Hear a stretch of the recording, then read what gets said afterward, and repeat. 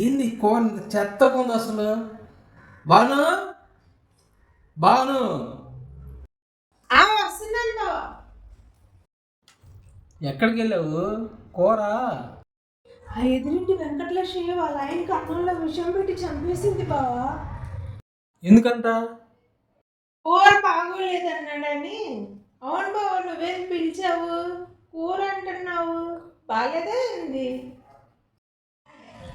కూరకి సూపర్ సూపర్గా ఉంది కూర. అంత బాగుందా? ఇంకొంచెం అయినా. ఇంకానా? తీసురా, తింటా. నేను తింటాను, తీసురా.